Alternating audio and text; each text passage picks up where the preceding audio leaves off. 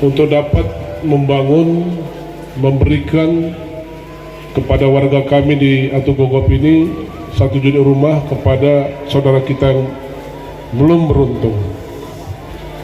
Ini gerakan nyata, karena dengan sedekah kekuatan Islam itu di sana kekuatannya sebetulnya.